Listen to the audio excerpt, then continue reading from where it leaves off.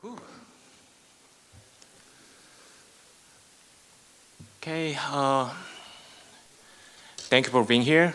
It's our second conference. Um, and the topic is artificial intelligence technology, which is most prominent and most transformative technology of our era. And we are using the technology in for many purposes, and especially at the newsroom, we are using the technology to advance our journalism and speed up the production of our content. So it's a quite new thing yet. So we have seen a lot of the trials and a lot of the use cases, but at the same time, when we deep into this topic, we can see a lot of the stories regarding frustration and failure. So we'll see the both sides of these stories too, because it will give you the very valuable insight about how to use this technology to advance our journalism. So I'm really excited to talk about this technology and its use cases with all the panelists here. And let me give you the brief introduction of our panelists. The first speaker is okay. The first speaker is Mr. Martin Georgiev. Okay, give a big applause, please. Yeah. He's a member of the board of the director at the Union of the Bulgarian Journalism in Bulgaria. So, and next speaker is Jung Kai-jun. Applause, please.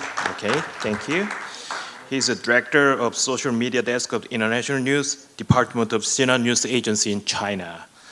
And the gentleman on my left is Woo Sung-ho. Okay, Mr. Woo is a deputy director of Future and Strategy Department at Seoul Economic Daily in Korea. So Seoul Economic Daily is a big neighbor for us because the office is just very close to Yonhap News Agency. So I'm really happy to have him here.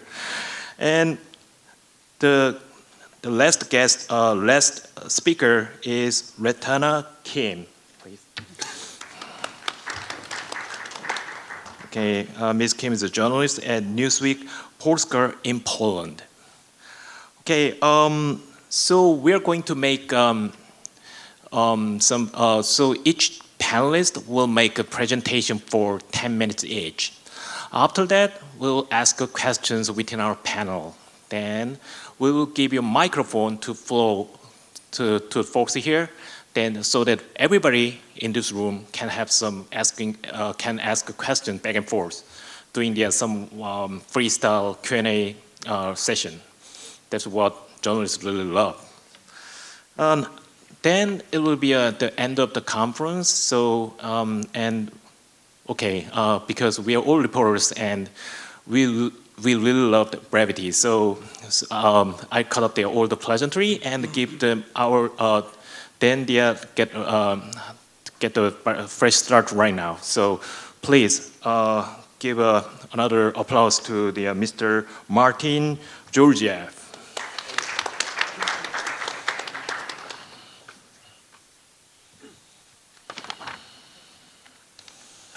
Hello everyone, I'm Martin. It's not important, Georgiev.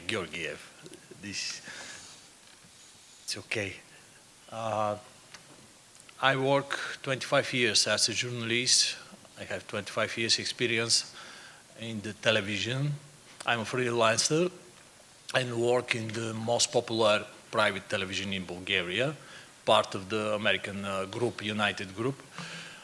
I'm here for the first time. Thank you for the honor. Thank you for the organization. Thank you for all. You are amazing. Thank you for the relationship and friendship. I'm very confused. Stay here to talk about the AI because we all, as experts in AI, because this is a very important AI, artificial intelligence, to use in our job. Now, ladies and gentlemen, dear hosts and guests in the World Journalist Conference 2026 in Seoul, I'm here for the first time, but I will come back. When I was invited to speak for artificial intelligence in the newsroom, I started asking myself just one simple question. How often do I actually use AI? And the answer surprised me, because today many of us use AI without even noticing. It has already become part of a daily routine, almost like breathing. Let me show you the most powerful AI device we carry every day. This is our smartphone. With this device, I record interviews, videos, voices, sounds. Then I convert speech to text, video to text when I need information. I do not always open the search engine anymore. Very often I ask an AI tools. It's true. Sometimes I even generate, illustrate image and videos for my regional news website. And this is only the beginning. About 1 year ago, I attended a training organized by Voice of America about using AI in Newsroom. There were about 50 journalists from my television station. During the training, we were divided into 3 groups.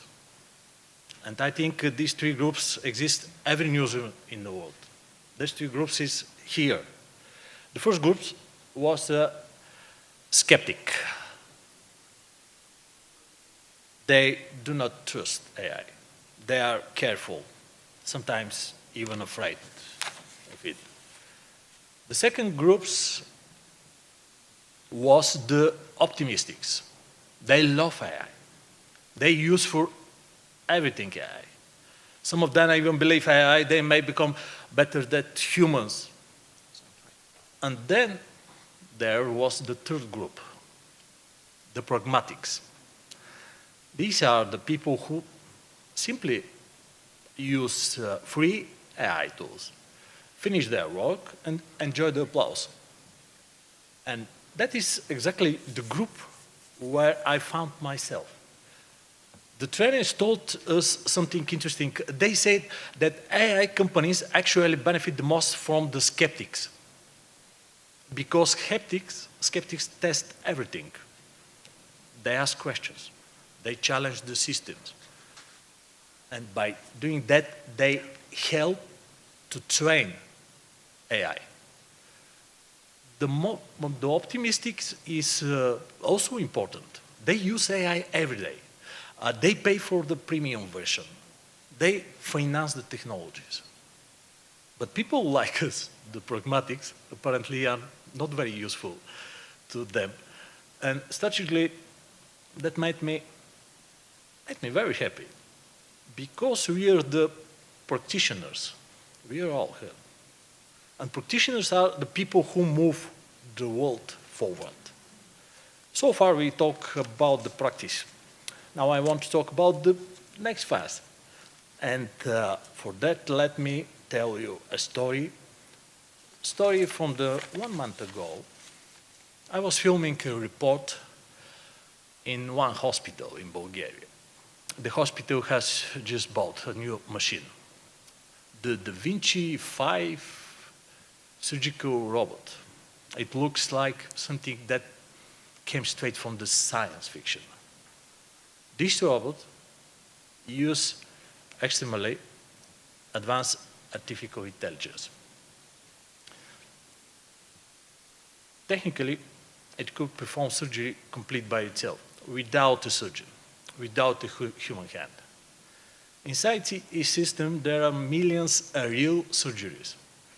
It has learned how to cut, how to sew, how to stop bleeding, how to avoid nerves and arteries. Experts say that a controlled environment, this robot could perform surgery even more precisely than the best human surgeon. But there is one big question. And to stop everything, no one doctors, want to press the button for automatic surgery? No one. Because if something goes wrong, if the patient dies, who is responsible? The engineers, the hospitals, the programmers, the robot, or nobody. Today, there is no law in the world that clearly answers this question.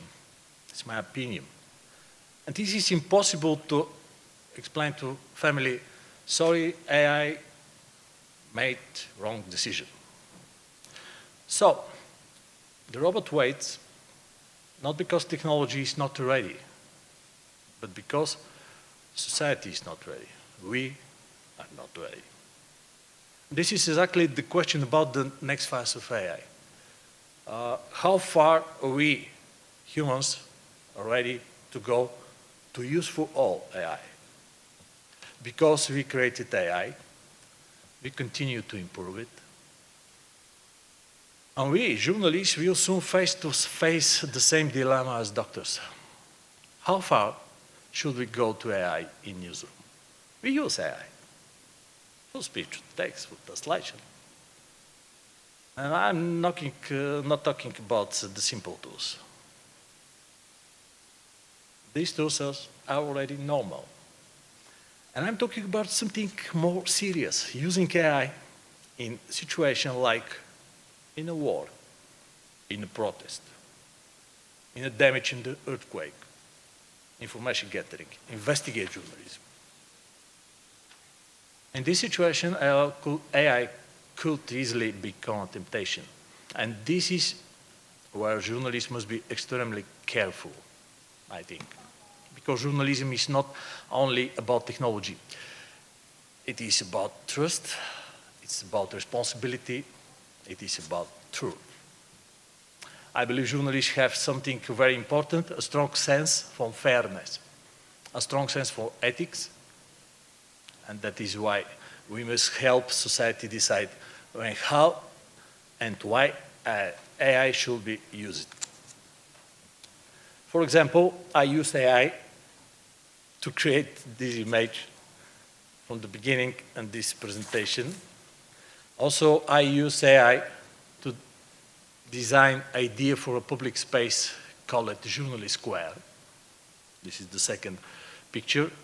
Together with colleagues with the Union of Bulgarian Journalists, we recently named it the third square in Bulgaria after journalists, and we will open it on the 11th May. I invite you. In my city, Veliko Trnovo, the historical and spiritual capital in Bulgaria. And of course, we hope that friends who will one day visit Bulgaria, and these pictures in the front is not AI. This is the real. This is the old capital of Bulgaria, the old castle in my city, Veliko Trnovo, historical space in Bulgaria. Finally, I want to show you something special. And this is not created by artificial intelligence. This is a part of cultural heritage of Bulgaria. It's called Martenica. Bulgarians were, during the month of March, it is a symbol of spring, new life, health, and friendship.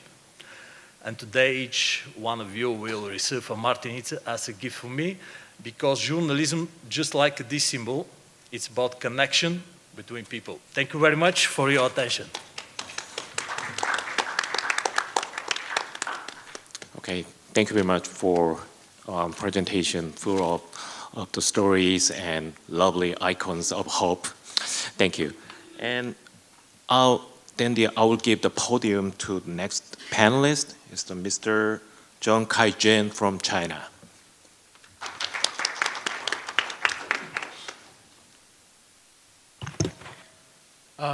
Thanks, everyone. First of all, a great thanks for the invitation. And actually, it took me and my colleague, Zhongyan, 1 hour and 55 minutes to fly from Beijing to Seoul. But before that, it took me 2.5 hours from my home to the airport in Beijing, which is on two sides of the city. So for me, we are less distant from each other, I think. And at the same time, my country, China, is big enough to give you a diversified experience when you actually arrive there and see with your eyes in person and see how fast changing that country is.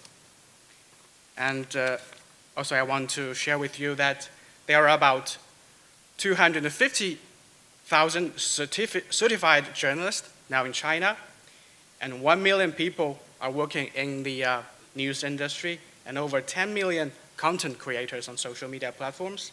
And also there are 2,000 newspapers, 2,000 channels. So that's how I see that there are ways for people to use different news, different information, different perspectives are provided inside China. So that's a very brief introduction at the very beginning. Now let's move to my speech. I currently command a small army of about 20 AI tools now inside my phone and laptop. And they work for me around the clock. No sleep, no lunch breaks, no complaints. And I have a feeling that many of you are also having your own digital squad. So let's talk about life with our new AI colleagues. In general, the development of China's AI sector is a national priority, and the technological leap is accelerating. In healthcare, AI helps detect early-stage cancers. In transportation, it reduces congestion in megacities. And also in manufacturing, it keeps workers safer while improving efficiency. It's the same case in media. News outlet, big or small, they are resorting to AI helpers. My organization, Xinhua, has deployed over 200 AI tools, I would say, in our office system. We see them processing data, translating interviews, polishing languages, generating drafts, and visualizing ideas. It frees us from some weightlifting tasks and allows us to focus on what can only be done by human. But however, when we stand on this frontier, we must also look down at the abyss beneath our feet. The challenge posed by AI in journalism are as profound as it benefits. First is the crisis of truth. Globally, we are battling the AI slop, content that looks like news, but is manufactured with no understanding of facts, wrong subtitles, unrelated footages, fabricated stories. If we let algorithm create untracked content, we are not reporting news, we are making noise and eroding the public trust our profession is built upon. Second is the problem of copyright. AI models are trained on our work, the articles, the photos, the investigation we poured our hearts into. When AI paraphrases our reporting without credit or compensation, is that innovation or plagiarism? In China, we are actively discussing governance methods to protect these rights. And last September, there is a measures for AI-generated content identification took effect, and that was jointly issued by 4 national authorities. But as new AI tools and working methods emerge almost daily, we need more regulations on that, especially in the global level, I think. The third and the most fundamentally is the blurring of the roles of us. When AI starts doing what only journalists used to do, what exactly is left to us? And this brings me to the core of my message, the irreplaceable human element. We believe in empowerment, not replacement. AI processes data, but it cannot feel the cold sweat of fear in a conflict zone. AI generates text, but it cannot cry with a mother who has lost her child in a disaster. At Xinhua, we have a saying, get our shoes dirty, so that stories will carry the scent of the earth. We must be in villages, in factories, in front lines, meet different people, talk to them, exchange ideas to draw the whole picture and the real picture. I remember the year 2011, I was in Libya, in North Africa, when I was dispatched there to cover the conflict. It was October the 8th. I was in CERT. To know what was really happening, we had to get closer. The first stop was a petrol station about 5 kilometers away from the front line. I could hear the thunder. Second stop, it was a makeshift hospital 2 kilometers out. You could see the faces. And finally, we moved ahead to about 300 meters from the actual fighting. That's where the truth lived. That's where I got the video of casualties and photographs of war. Not in briefings, not in wire copy, but in the space between life and death, and between me and the bullet. And that experience planted in me a simple faith. Keep moving forward toward the truth, one step at a time. And that step toward the unknown, toward the danger, toward the real, is not just what we do, it's inside our bones, and precisely what no algorithm can replicate.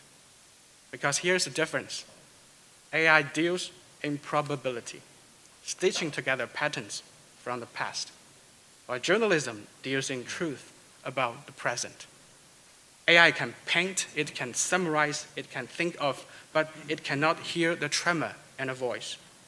The act of showing up, of being there, of taking that one step closer, that will always be the heart of our work. So how do we move forward with AI, but without losing our soul? First, I think, it's about transparency and legal frameworks. Audiences deserve to know if the content is human-made or AI-generated. We need disclosure. We also need a right-based framework for AI training. The Wild West scrapping content without permission is not sustainable. And if AI learns from our labor, we need global consensus on licensing and compensation. And this protects both livelihoods and information integrity. Second, distinguish creation from judgment. Yes, AI can now compose poetry, music, photos, posters, but creation is not the end of journalism. It is just the beginning. AI can give us perhaps 10 different references, 5 possible angles, 3 alternative headlines, but what comes next defines us. Which angle better educates and serves the public, not just for the sake of clicks? AI can create, but it cannot replicate judgment, which is the hard-won instinct of knowing when to publish and when to wait. It cannot replicate empathy, the ability to sometimes know when to turn the recorder off. And it cannot replicate trust, the fragile human bond that makes someone tell you their own story only because they believe you will tell it right. Creation can be fast, but judgment, empathy, and trust will just become more precious. And third, we need to ensure that AI builds bridges, not walls.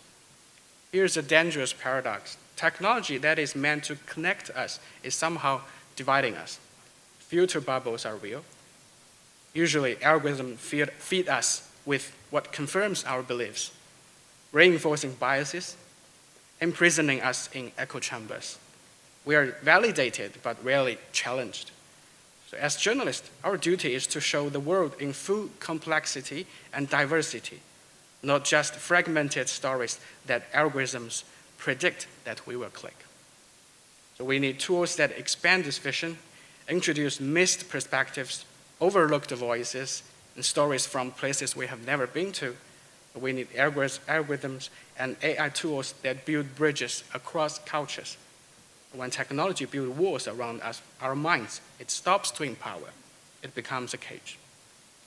And dear colleagues, the story of AI in the newsroom is still being written, and we journalists from Asia, Europe, the Americas, Africa, everywhere, we are all its co-authors.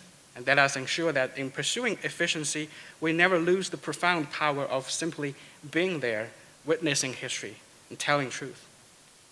Me and my country is committed to this path, and we are also eager to share our experiences and learn from you about navigating the ethical and legal mazes.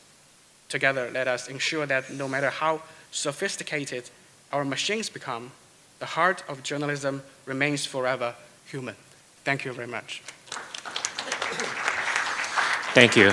Thank you for your presentation, and thank you for sharing your experience of experimenting a lot of the AI agent helping the work of journalists.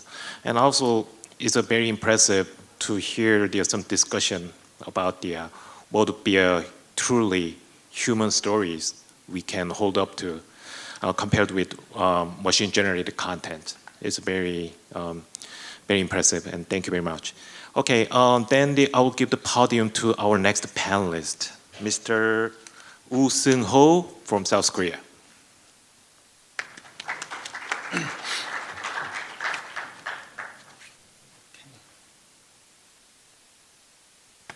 Okay, good afternoon. My name is Seung-ho Woo from the Future Strategy Department at Seoul Economic Daily.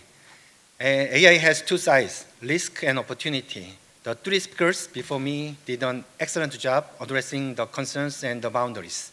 I'd like to spend these 10 minutes looking at the opportunity side, with the concerns very much in mind. To the speakers who flew in from Bulgaria, China, and Poland, you traveled thousands of kilometers to be here in Seoul. Airplanes can crash. They emit carbon. So should we stop flying? No, we fly because they let us reach farther and connect with more people. AI is the same. So today, I will talk about AI from three perspectives. First, who use AI? AI for journalists and AI for readers. Second, where AI is heading, from tool to agent, from service to infrastructure. Third, how fast AI is advancing, far faster than we think. The question of audience, the question of direction, the question of speed, all three are the moving at once. Let me show you why we built ourselves. 20 seconds.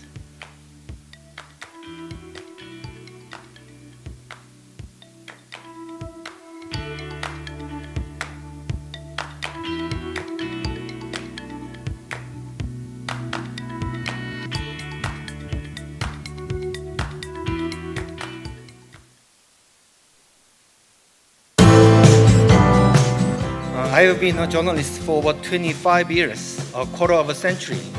I have seen every wave of technology, the PC era, the internet, mobile, blockchain.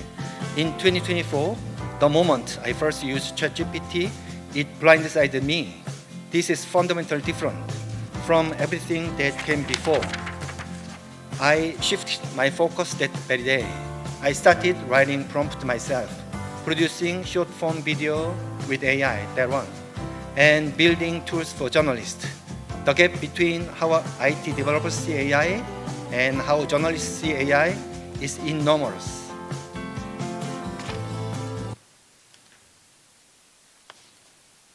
Let me use a wine analogy. IT developers care more about the wine bottle than the wine. The design is beautiful. The interface is clean, but the wine doesn't taste good. Journalists take one sip and never open it again. What journalists build is the opposite. The bottle is love, but the wine tastes different. Which headlines move readers? Which single phrases turn facts into misinformation? That domain knowledge is in the flavor. The gap is wide. Not knowing technology and knowing the newsroom are fundamentally different things. That is why journalists must work with AI directly.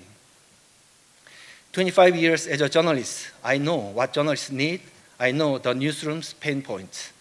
Over the past 2 years, I ran over 200 cloud projects, experimenting across every part of the newsroom workflow. From those, I selected 12 and built AI Nova for journalists. The numbers keep growing. The most used feature is headline suggestion. After writing a story, the hardest question is always the headline. When AI offers ideas, journalists think better. Next is proofreading, a second pair of eyes for reporting, racing against deadline. Then come daily briefing draft, press release processing, rewriting, and foreign wire translation in that order. I kept listening to the newsroom. I kept updating. I built what I needed, and I built what the newsroom asked for. The result? Out of more than 200 newsroom journalists, 95% use it voluntarily. No mandate, just need. Until now, it has been the era of tools, 12 separate services that journalists pick and choose from as needed. This year, we are merging all 12 into one. A tool is something a journalist goes and finds. An agent knows what the journalist needs and acts on its own. Imagine the agent read an incoming press release draft in the first version, suggests 3 headlines and flags a potential misquote before the journalist finishes coffee. That differences is agentic AI. Instead of journalists choosing tools, an AI agent works alongside the journalist. Agentic AI transforms both core fundamentals of a journalist's work. Writing, from headline to proofreading to structure. An AI agent collaborates with the journalist to shape the story. And reporting, stories that were previously unthinkable become possible. Let me give you one example. This year, Seoul Economic Daily is launching a project to analyze tens of thousands of articles covering 50 major economic policies over 28 years since 1998. The goal is to empirically verify whether news coverage amplified or cushioned the market impact of those policies. This was impossible before. Large language model can now read the context and nuance of economic reporting. 28 years of digital article archives have accumulated, and the analytical infrastructure has been democratized. A news organization contemplatively verifying the market impact of its own reporting using AI. AI is no longer just a reporting tool, it becomes a reporting methodology itself. Now, let me turn to what AI means for readers. Here is a quick AI video for our readers, 20 seconds.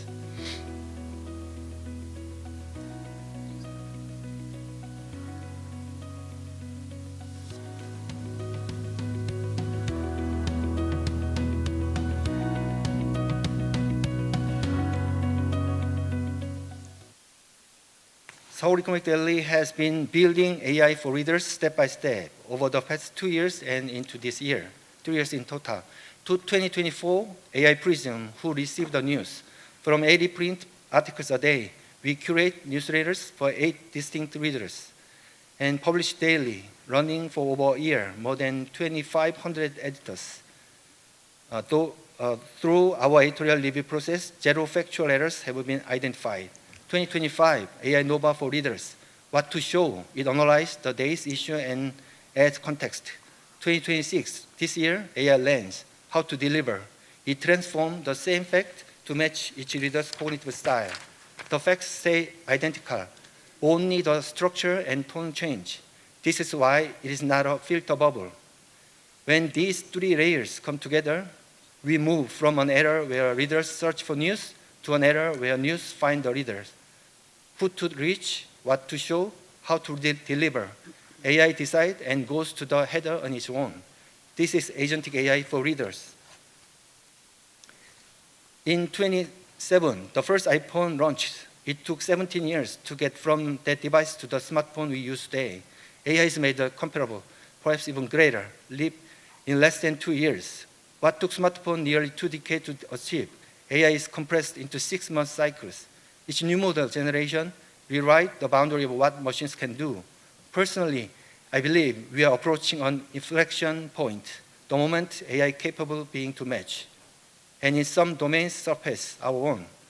Whether we call it singularity or not, the trajectory is clear. It cannot be ignored. It cannot be wished away. Our job is to adapt quickly and to make sure this change is used to build a better world. The concern about misuse and side effects must continue. That is a given. But for journalists, if journalists learn AI a little more, use it a little better, deeper reporting, more accurate stories, coverage that was once impossible becomes real. It is hard, but it's worth trying.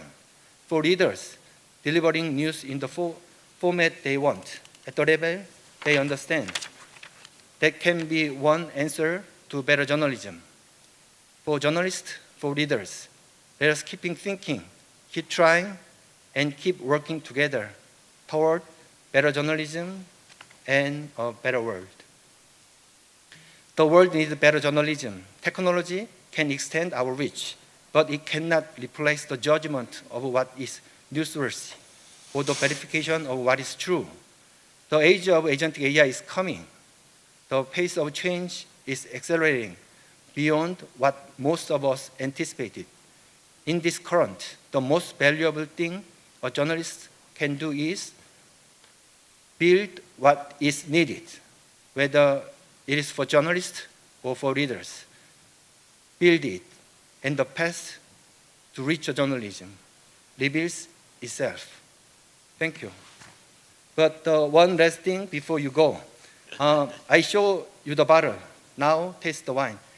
These are two of our AI tools. One generate headlines, the other edit articles. Try them until the April 5th and tell me if the wine is any good. Okay, thank you. Thank you for the presentation. I hope that you enjoyed the opportunity to taste the wine of journalism, from Mr. Wu's news organization. Okay, I'll give the podium to our last panelist, Ms. Renata Kim from Poland.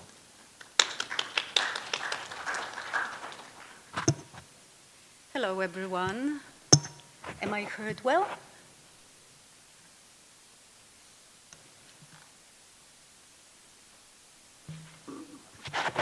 Oh, okay. I'll stand here. Okay. I am old enough to remember the times when computers were used as typing machines. That was in the early 90s when I started working at the radio stations. Then, in the middle of the 90s, I discovered that some of my colleagues searched through the internet. It was a new word back then. I didn't understand what they are doing, and I was afraid of the web. Then, after some time, when I stopped being afraid, it turned out that internet is a very useful tool that makes my job so much easier. Instead of searching through paper phone books, I could search a person online. I know that it seems quite natural today, but it didn't in the middle of the 90s. And after that, since I kept on working as a journalist, everything else came naturally. Internet and artificial intelligence were a very natural part of everyday life and a very important part of my professional life. You know, at this point, I can't imagine journalism without artificial intelligence. Today, I can say that AI for me is like a lover whom I deeply admire but don't trust. And I think I'll tell you a story that happened in real life a couple of months ago in Poland. A friend of mine, who is a well-known journalist, wrote a book about conspiracy theories. And it was very hyped. Everybody expected this book because she has a very popular podcast on conspiracy theories. So when the book came out, everybody wanted to read this book. And it seemed very interesting. But after a couple of days, a historian found out that some of the books that my colleague quoted didn't exist at all. And also he found out that some of the quotations that she cited in the book were made up. So what happened? She used ChatGPT, and she didn't check. And she let the book to be printed without checking. And when it was discovered, the scandal, exploded. But my colleague friend who works at the public television and also teaches journalism students didn't admit to the mistake. She said it was a technical problem.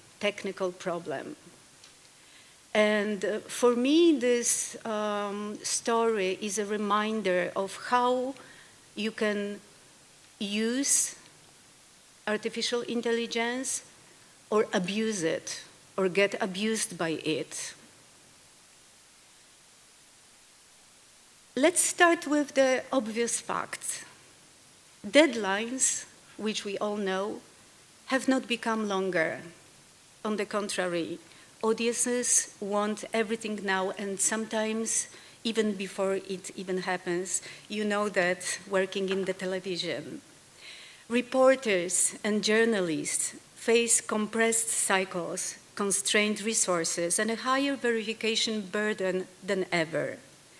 In this environment, generative AI can reduce routine friction so that more time is available for reporting, interviews, and rigorous, I repeat it, rigorous editing. The key is disciplined use. We adopt artificial intelligence to accelerate the mechanical parts of journalism while preserving human judgment where it matters most. So yes, I use AI every day, but only because it helps me with the boring parts, not the journalism, the job itself part. The journalism is still entirely mine, and I am responsible for my work, not the AI. I work with 3 tools, and I call them my 3 robot colleagues. The first one is Sonics. I don't know if you know it. It's a very useful tool for transcribing the interviews and everything that you recorded. And imagine an interview that is 90 minutes long. You put it in the Sonics, and after 2 or 3 minutes, it's all transcribed. But before publication, I always re-listen to any quoted passage to ensure accuracy. Automated speech recognition can mishear proper nouns or dates. I love Mr. Sonics, as I call him, Pansonics. It's my buddy. Since before it was introduced at my office, Newsweek, I would spend long hours postponing the act of transcribing. I would sit and think of the long hours I would spend on transcribing and being so bored. Now it really takes minutes, so I love Mr. Sonics. The second one, the second buddy, is the AI assistant. It's the official office tool to help our journalists work. This is my brainstorming buddy. It gives me 5 ideas. 3 of them would be weird, 2 useful, and 1 would be quite dangerous and could get me sued and be taken to the court. I ask AI assistant to help brainstorm angles, produce outline options, propose lead, and generate interview call sheets. These drafts are starting points, not the end of my work, that I rewrite in my own voice. I never rely on what the AI assistant gives me. It's always me who is responsible for the outcome.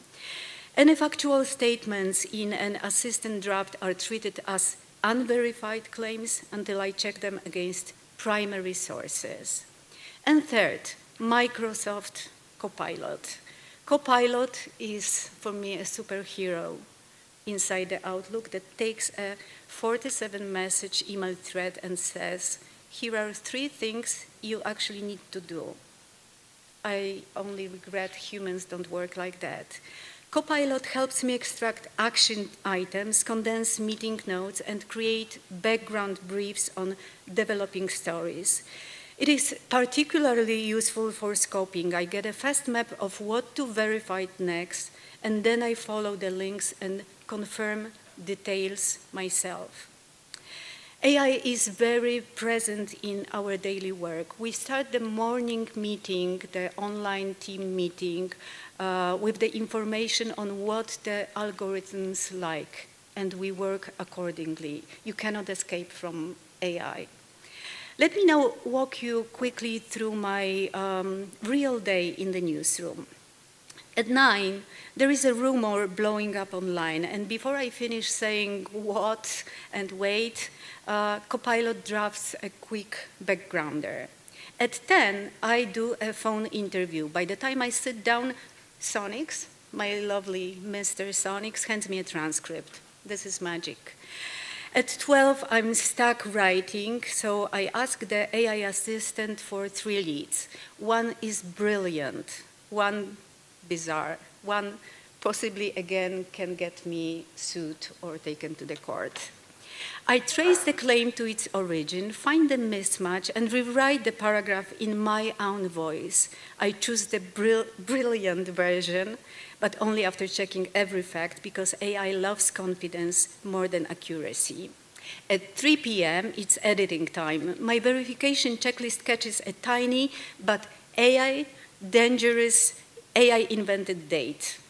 Nice try, machine. I catch you. At 6 p.m., we publish, and here's the most important part. Humans sign off, always.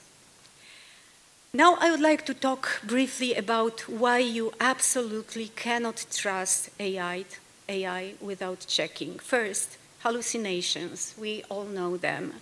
AI explains things with the confidence of a friend who's had 2 glasses of wine and suddenly understands quantum physics. Large models can invent details or allow subtle factual drift in long summaries. Second, bias. Even the polite models have them. Outputs can mirror skewed patterns from the training data, stereotyping, or omitting perspective. Third, it blends facts like a blender with no lid on. I cross-check every non-trivial claim against primary sources, follow links to their origin, and archive on capture. Technical pieces received named expert review. Corrections have a defined workflow. This discipline turns AI from a risk into very useful accelerant of my job. Fourth, sometimes the AI tries to write in my voice, which frankly for me is very offensive. I am much better than AI. So I will never let AI put the last touch on my work. So here are the guardrails I live by. 1, AI assists, I decide. Quotes are never generated. Remember that, because AI tends to generate quotes and pretend they are real people and real quotes. 3, synthetic images are labeled, or better, not used at all. 4, sensitive files stay in secure environments. 5, if my name is on, I own it. I'm the owner of the piece. And also, Sonic once transcribed one of the Polish names that Mr. Sonics heard as a Pokemon. And now imagine I don't cross-check it. And Copilot once summarized a 60-email thread as, "Everyone is confused, meeting recommended." Thank you. And as you can imagine, I wrote this presentation with help of AI. And what I did, I disliked the language it delivered. I put it in my own language. I gave it was a Copilot in this case. I gave very precise commands and rewrote it again and again and again, and thought about what I, the journalist, want to say. So for me, the most important part is always remember, I use it, I don't get abused by AI. Thank you very much. Thank you. Thank you for very comprehensive and very insightful presentation. Okay, as your moderator and as an organic intelligence born in Korea here, I'm going to generate quick wrap up of what we have covered so far in our 4 presentations. Okay,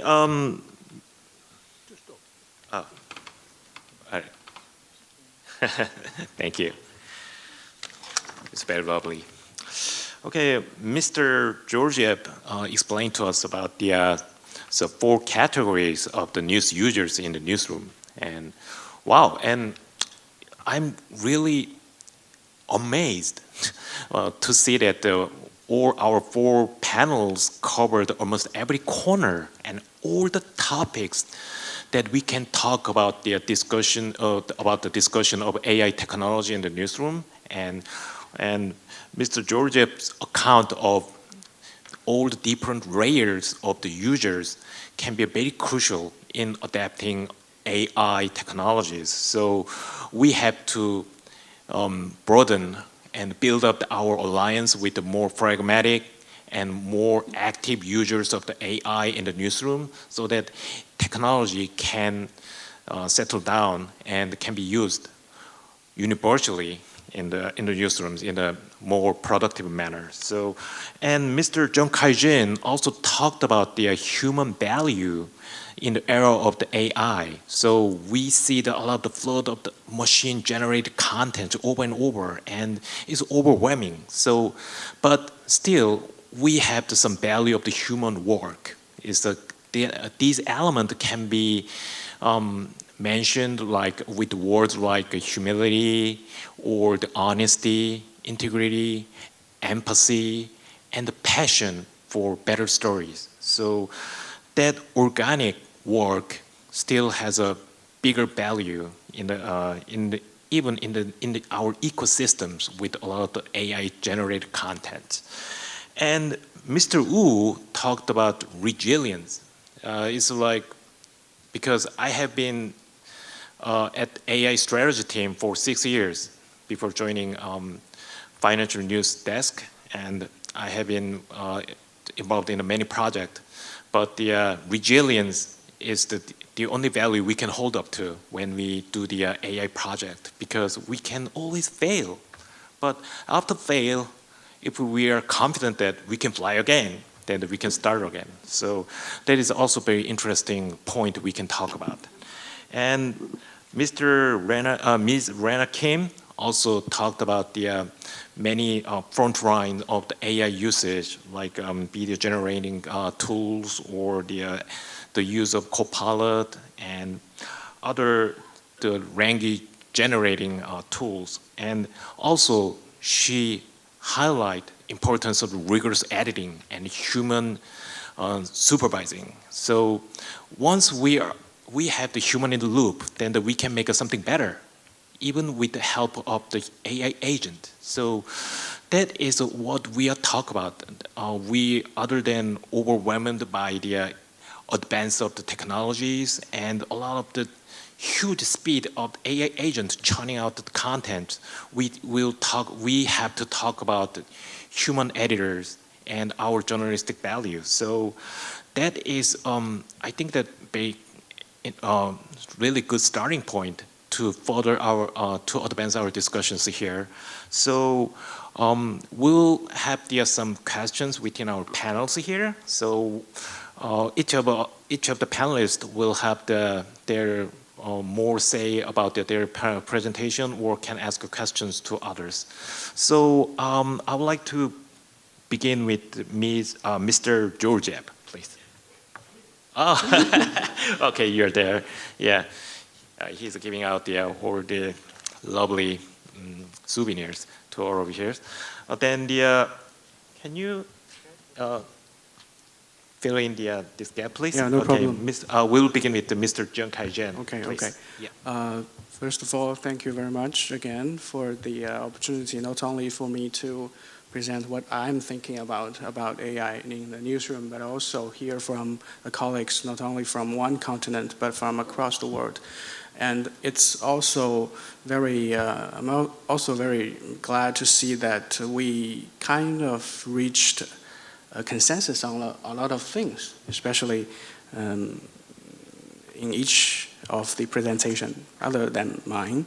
People, they also talk about the humanity, the balance between the human side of how to write a story well, and how AI can accelerate or help us with some of the weightlifting stuff. And it's very nice to to see that we reach consensus on a lot of things. But at the same time, I see we also propose similar problems or challenges, especially something like the copyright problem, something like how to, we see the need for a balance, but how do we actually achieve that balance? So each one of us, I think, should be working more closely with each other. So because we speak different languages, we focus on different topics, and we have some, long-term or sometimes, there are perspectives that are very hard to change. But as long as we meet with each other, we see, we find a common sense with commonalities. But at the same time, I think AI also should help us, just as I said, need to build bridges rather than walls. Otherwise, we are all in an echo chamber. We are being fed with what we believe in for a long time.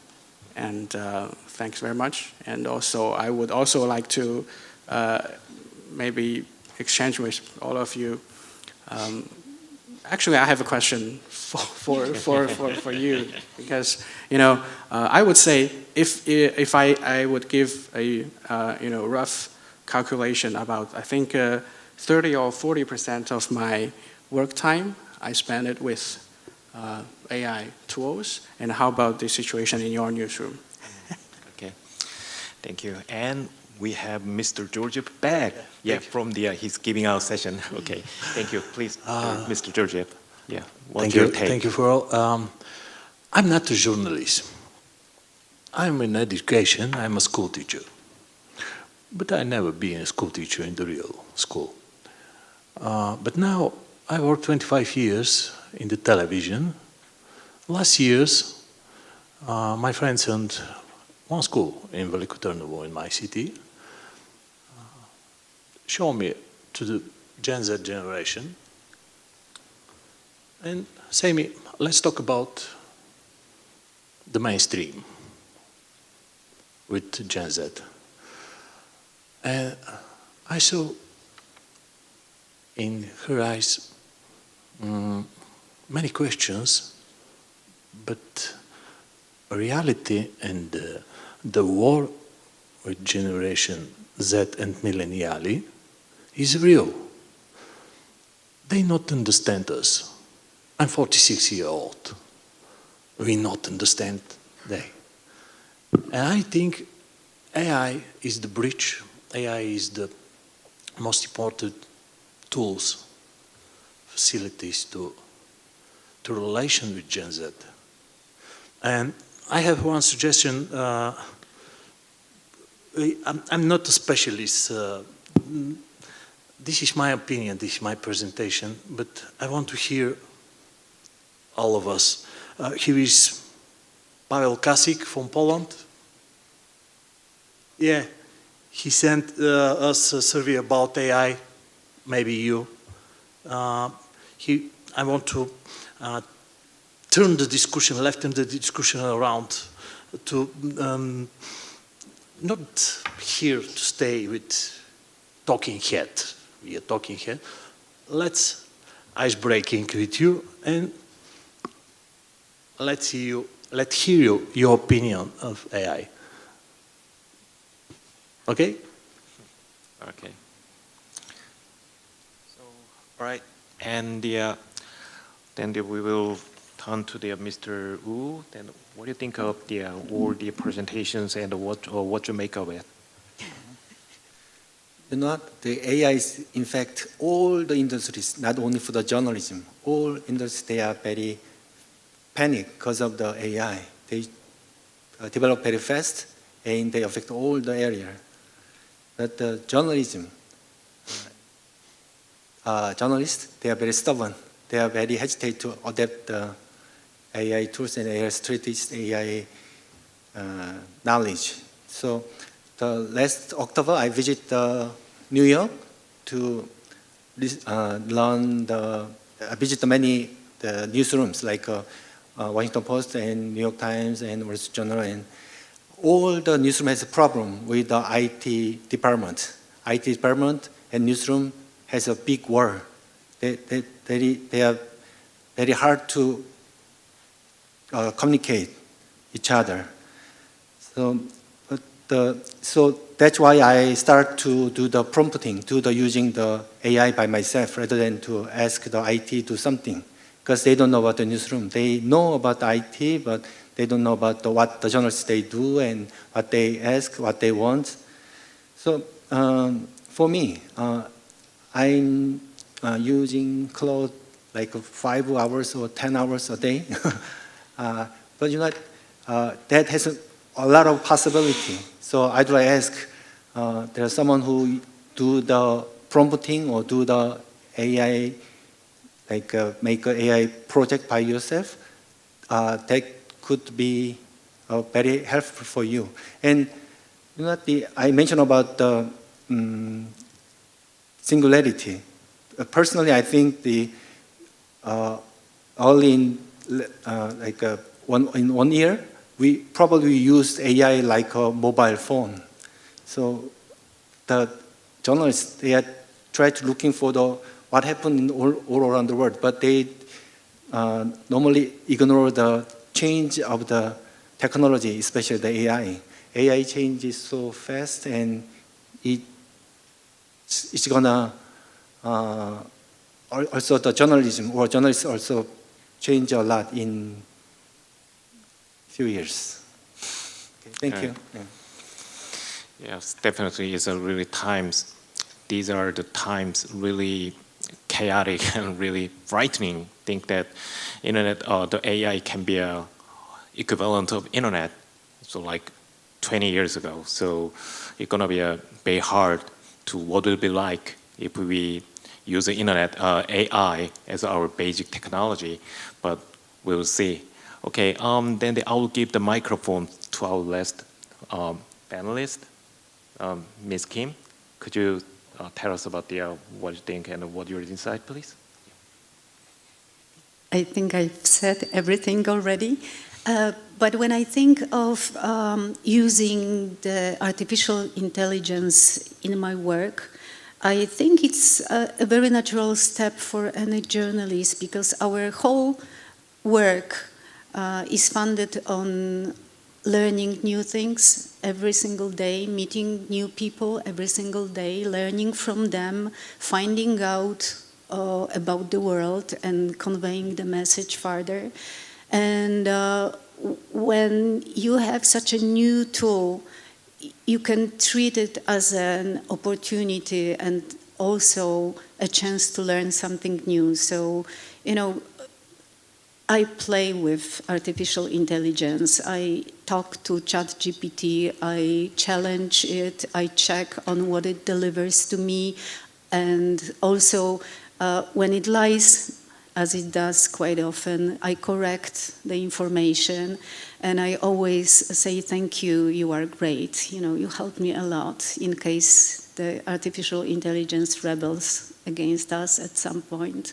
So, you know, if you are aware of the dangers and if you are not a slave of artificial intelligence, it can be really a powerful tool and powerful help. And I'm having a lot of fun, you know, working with artificial intelligence, but always think that it's at its very, very basic phase, because sometimes you hear this saying that artificial intelligence will make you useless, you will be fired, you know, journalists will not be needed anymore because everything can be written and done by AI. It's not true. I don't believe that. You know, we are human beings and we have our own styles, our own emotions, our knowledge. You know, we can feel. Artificial intelligence can imitate feelings. And so this is why I'm, you know, I remember being really afraid of the internet because I didn't know what it was. And now AI seems, you know, seems fun. just fun because I'm learning how to use it and I'm cautious and I don't remember that it's something that it serves my work. I'm not serving the artificial intelligence. And I think that's, that's the message I have for everyone. Okay. Okay, and then is there anyone who would like to make a more comments within this panel? Okay. Then even though we have this 9 minutes left, but I think okay, yeah, because I'm going to open the floor. I'll open this Q&A session for floor now. So we are going to give a microphone to you guys. So if you have questions, please raise your hand and say your nationality and what news organization you represent. Then our staff will give you the microphone. All right. Hi again, good afternoon. It was a really interesting session. Very personally, I don't like AI as long as my head runs, my brain runs. So, but I cannot deny AI. The other day, I was thinking of a particular song. Let's drive and listen to it. And I didn't even write it to my YouTube search, but the line came out, even after I write a particular board. So the whole line came out. So it seems I am highly followed, or it's maybe she likes me a lot. So my question is to all the speakers, as we see the war is getting more of headlines from Iran, Israel to this part of the world, how this AI is making it more complicated, and is AI going to benefit democracy in the upcoming days, or it's going to put more difficulties in our life? Okay. Okay. Okay, lady first. Ms. Kim, what's your take? What do you think of it? I have no answer. I haven't been thinking about that yet.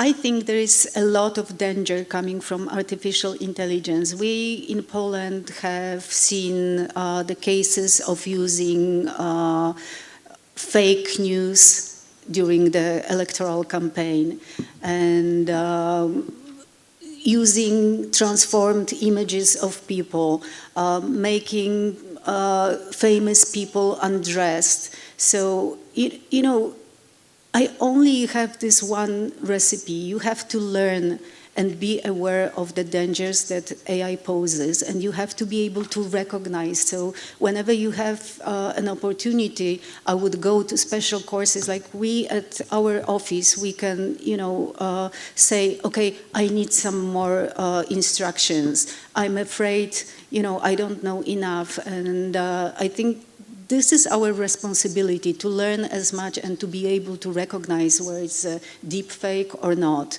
And well, this is not, I think our job is about trying to learn every single moment of your life. This is like your obligation towards your readers, listeners, audiences in general. So, I have to be aware and I am responsible. And if I make a mistake, I take something that is not true or produce something that is not true, I have to take responsibility for that, not like this colleague of mine who says it was technological problems. We make mistakes, and I think we will be misled in many situations. Okay. Mr. Jiang, could you share with us about your insight about the impact of AI on public opinions or the fact-finding process, please? I think as journalists, as professional journalists, I really agreed with what Ms. Kim has said. We have to be learning from every day, and the need for learning is that we have more ability to identify things from the bad, the good and the bad, and also the advantages and disadvantages, also the things that we have not been thinking of, and the things that we should not ignore. Things are coming out every day, and especially we use AI. I use AI not very much, but not a heavy user. But I just said about 30% of my work time I use AI. But the first thing is that I use it to find new things. But find new things at the same time. Also, I need maybe I use different kind of AI models to cross-check, find different models to check the facts, and also to the very important thing is that you don't believe it in the very first place. And that's why journalists are born to be. We should have to be critical. And as long as there is a need to publish something which that AI give to you, even if there is urgent need for you to write something, you have to cross-check or give different credits from different source of information, post it on that, or anything that, because for my agency, we are not only writing stories, not only, we are also, visualizing products, videos. If certain part of the video we use something, because if it's from in history that we use AI to help us visualize, we put AIGC, a logo on that.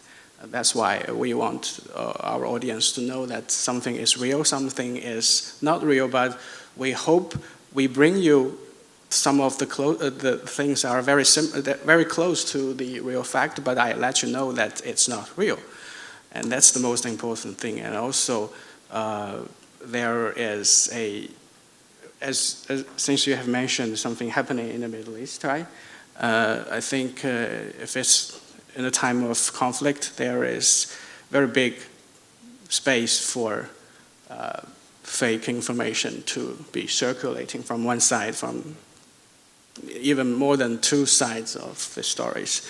So we need to, especially for professional journalists, from any news agency, news outlet, I think you should be very careful when you cite anything, and you should take the responsibility to let your audience to know what is real, what is half real, or what is not true, or something. And at the same time, we are journalists, we are writing stories, and at the same time, we are also audience ourselves. Okay. We have, I think, from the standpoint of an ordinary audience, we need to, speak for the, on the side of the audience to, to urge some of the media to speak more about the truth, especially when AI is being widely used in different, in China, we also not only have a big public news agency, news outlets, we also have content creators. We encourage them to, to abide by a lot of rules, regulations that are being brought up every day. So that's my. Thank you. Okay, we'll take more questions, all right? Okay, over there.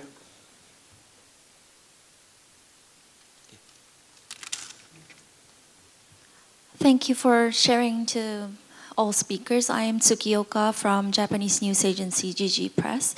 My question is, are there any challenges to using AI as news organization? I know some people already told us, so I want to ask someone who's not answered yet. For example, in Japan, at least my company, we use transcribing, audio performing, basic proofreading, and gathering information on interview subject.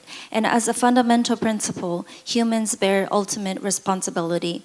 While AI can assist in decision making, the final decision is made by humans. And humans are always responsible for it.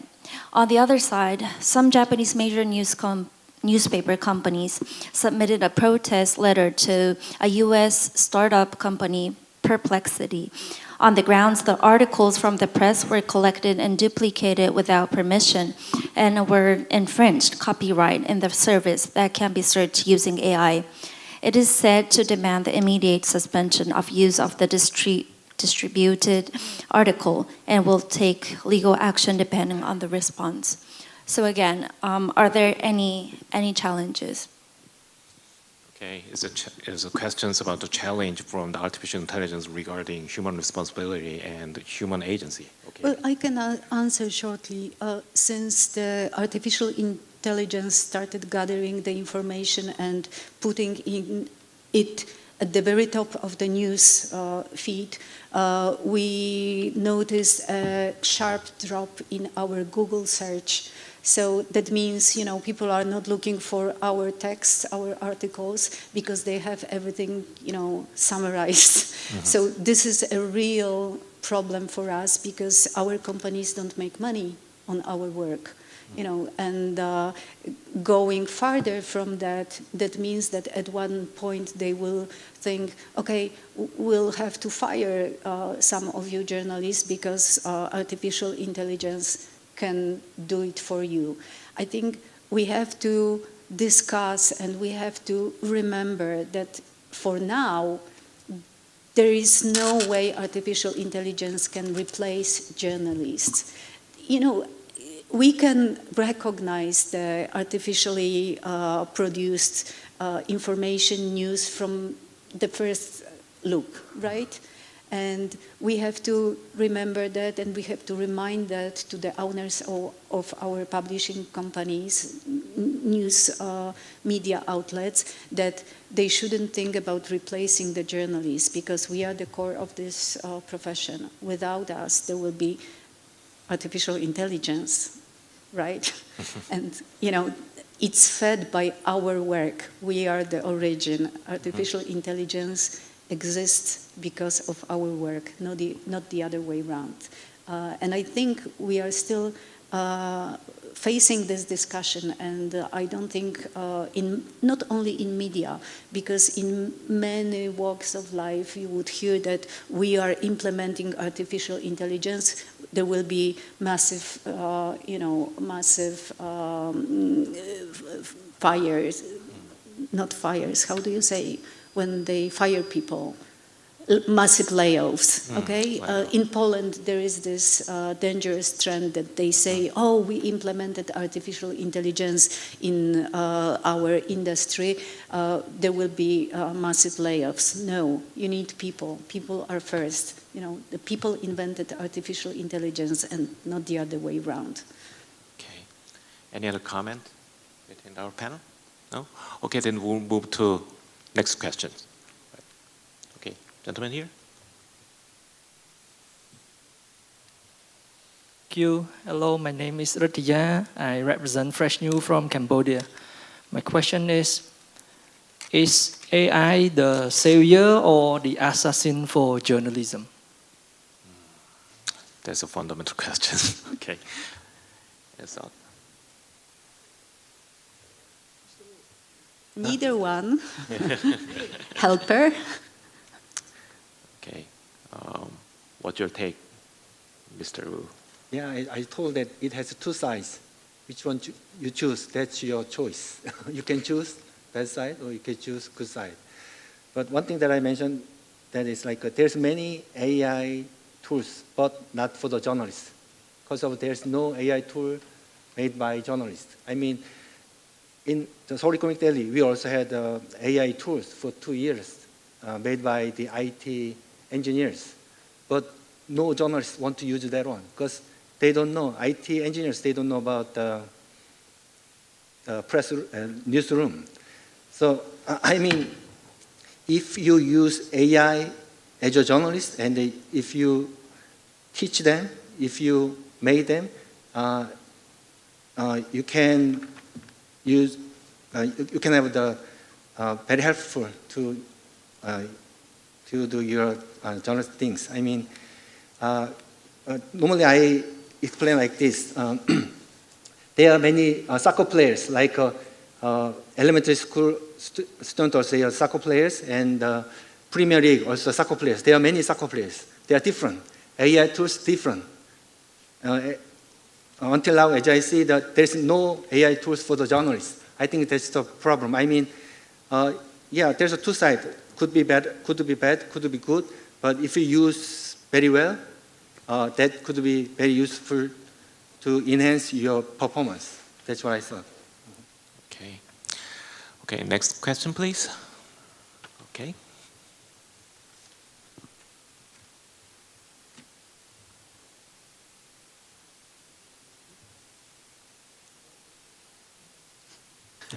I wasn't aware that I was picked.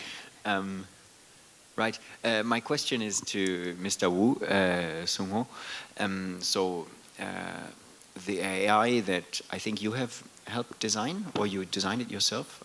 I'm a journalist, but I do the engineers. You do the, yes. Yeah, coding. So you said that one of the key points of it is that it finds what the reader would like to have, right? Without knowing in detail how that works, I would guess it's somewhat similar to what Instagram is, that you scroll through and it kind of knows what I like, or it's getting it wrong a lot of times, but still it has a certain guess, and a lot of times it actually does offer me stuff I'm interested in. How is it different from that? So you mentioned about the readers. How can I know the readers what they want? Yeah, yes, and then also how is it being offered to them? Okay. So you know what, the best way to know about the readers is get to the information from their mobile phone. Yeah, but that's hard to get in. So we connected, we separate. First, we separate the readers, like CEO and startup and the businessmen and investors, stock investors and real estate investors, like that. So they can choose what they want. I mean, the newspaper, from first page to 32 pages, the newsroom, they decide. They don't care about what the readers say want. The stock like investors, they don't want to know about the society things. They know about what impact the stock market. So among that news stories, we choose something for the stock investors, like that thing. That's the first one.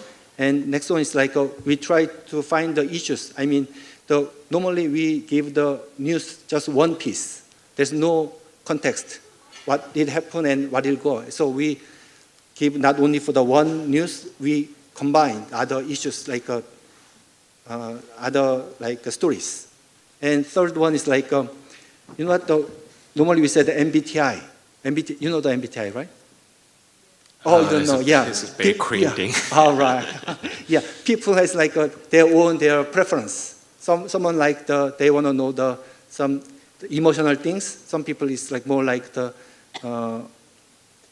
regional things like that. So we try to change the format and the tone, the story. Story itself is same, but tone and format and the order is changed. So the reader, they can choose what they want among them. Then later on, when you got the information from their mobile phone, we can give the news that they want. But later on, that's agentic AI. Okay. Okay, next question, please. All right. Okay, so there. Hi again. So I know Renata beautifully explained how AI exists because we exist, but my question to all of you is, I mean, whoever wants to answer it, that how can we keep AI from rendering a lot of journalists jobless? Because you guys beautifully explained how AI can be used both for good things and bad things. Good usage of AI meaning using it to transcribe long interviews, or Elon Musk's company using it for neuromapping, or maybe using it to produce robots that can carry our children and women don't have to sit at home when they're pregnant, etc. That is good usage of AI. And then there is bad usage of AI, like for instance, people using it to write books. That's just criminal. Then, or maybe big businesses, or forget big businesses, I'm talking about CEOs, etc., who are firing people, journalists, because suppose a photojournalist, because they're like, oh, he's drawing a lot of salary, we don't need him anymore, we can get AI to do it for half the price. We can produce high definition pictures now of the Iran war, suppose, sitting here, right here in Delhi, I mean in Delhi or Seoul, wherever. And we don't need a journalist anymore, a photojournalist, to do that job for us. And he's drawing a lot of salary, so let's just ask him to leave, etc. So a lot of TV anchors as well. I know a lot of them who have been asked to, I mean, they're serving notice because their organizations told them that they want AI anchors now because they're trying to do this cost cutting, etc. So how do you think we can actually prevent big CEOs, big businessmen, etc., from rendering journalists jobless? Okay, they're going to be really frightening questions, right? Yeah, because really intense. yeah, nobody wanted to be, nobody want to become redundant because of machines. So, Precisely. right, it has something to do with what Ms. Kim once mentioned, massive layout, right? So how can we avoid such a problem? I see this danger in different industries. I don't think it's a very imminent threat to the media industry. And the reason is very simple. When you see something that was produced, because you cannot call it differently, by the artificial intelligence, it seems different than when it's produced by a human being. And I can see it in my own office because we can use all the sources of the American Newsweek and Newsweek International. And sometimes there are topics that, according to the algorithms, are very, high on the top on the list. People want to find out about this. And what we do, we use AI assistant to translate from the international or American version into Polish. And as an experiment, we put it online without the human touch. There is no editor who corrects it, no someone who would, try to make it seem more Polish, right? And the result is very simple. Nobody wants to read it. Mm-hmm. People recognize, readers know it was translated by machine. And I think this is why I'm talking almost obsessively about our responsibility. As long as we put our stamp on every single piece of work, I don't call it art because it's just work, it's gonna be ours. And we are so much better than machines. And people, our readers are not machines either. They recognize if you put your emotions, if you sweat it while writing this, if you really talk to those people, if you went places. Artificial intelligence won't go to the Polish-Belarusian border to talk to the refugees, right? It can find the stories and put them in front of you, and you can use them. But if I go to this border and find a refugee and find a volunteer who saves them, this is powerful story, right? And I didn't see any intentions of laying off journalists instead and implementing more artificial intelligence in my office. And I have to admit that, we have lots of work and there are layoffs. There are less and less journalists, decade after decade, and more work because, you work 24 hours a day. But they would never suggest that we have to be replaced by artificial intelligence, never. It's gonna help us, but they also warn us of the dangers, and they really give us instructions. And at any time, I can go and say, okay, I don't know how this particular tool works, and they will teach me. But always, I was, last week I was at the huge conference on OSINT, which is open source intelligence, and that's about, finding things that are in the open, sources, but they are hidden, and you have to find them. And also, they repeated, artificial intelligence will help you enormously, but it's you who has to do this work. Okay. And we are not replaceable, really. I'm not scared. Okay. Keeping my fingers crossed. Okay, because of time limit, we will take one more question for last time. Okay, thank you.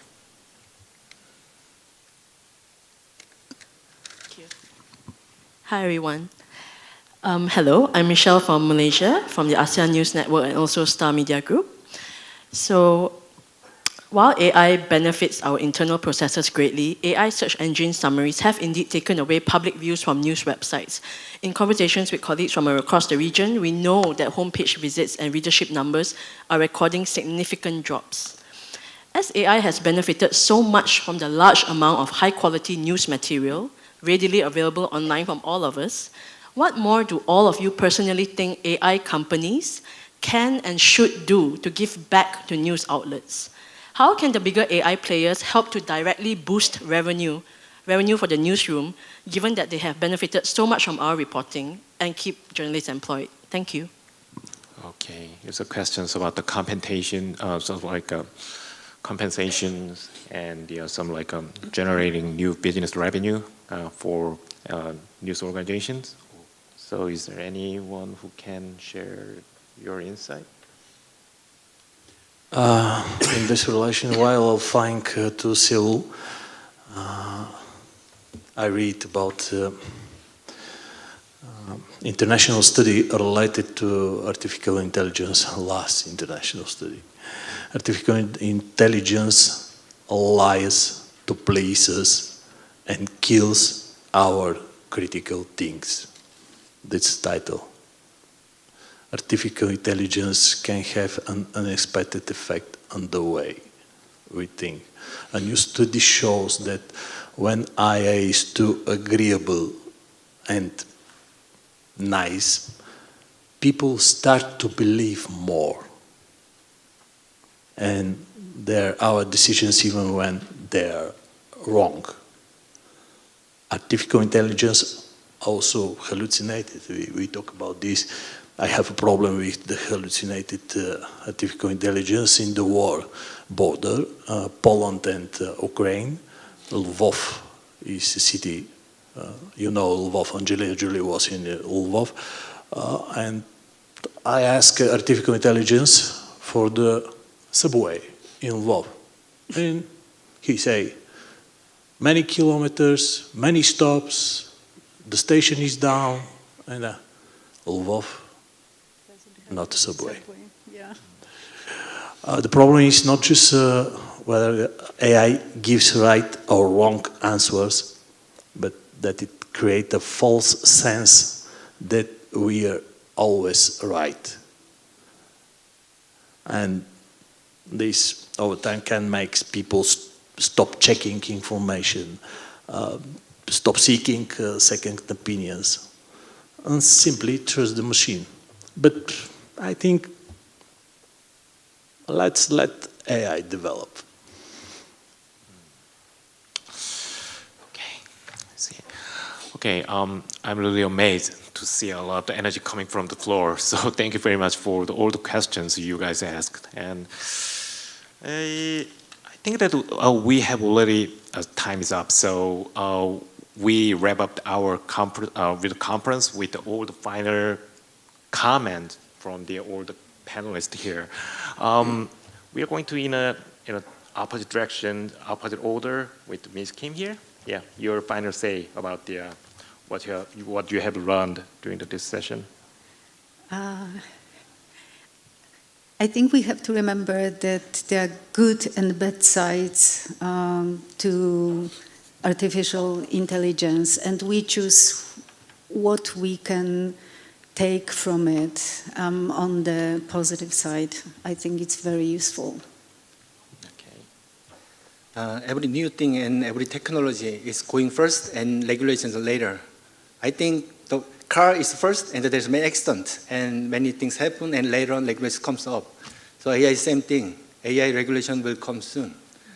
And I told that there's many AI tools, but it's not for you. So try to make your own AI services. That will help for you. Thank you. Okay, John here, please.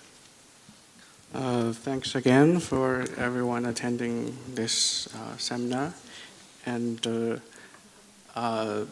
I would answer in short, if we recall, one of the questions is AI savior or assassin. I think it's neither a savior nor assassin for the journalism profession. I hope it can help us to a great extent.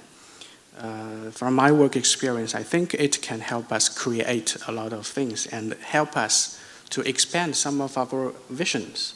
And as long as you are being given that kind of AI-generated vision, which, if it's right, we stick to it, we believe in it.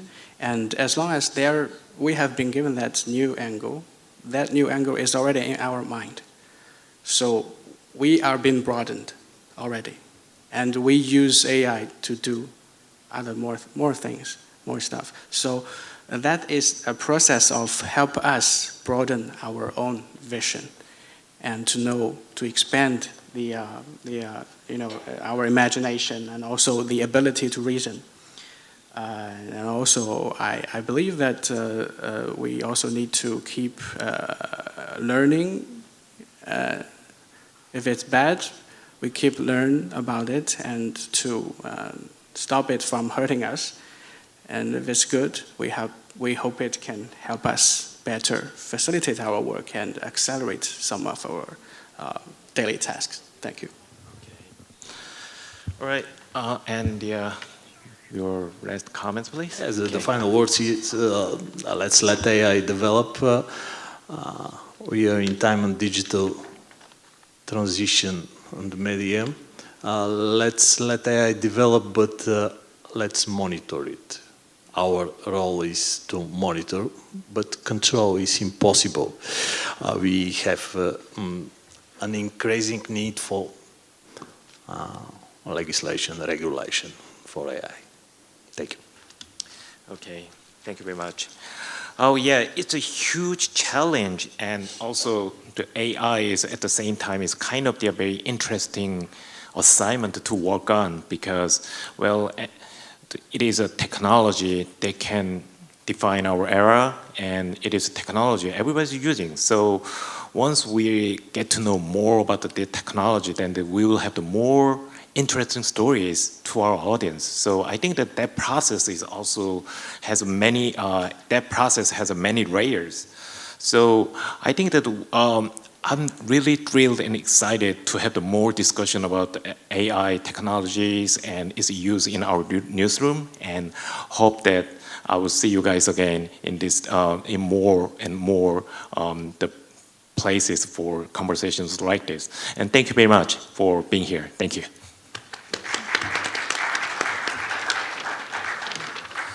Okay, so this conversation is this conference is over. So and we're going to have the special lecture. So our staff will prepare the stage for this for the next lecture, and I will give the introduction of the special guest for our lecture here. Okay.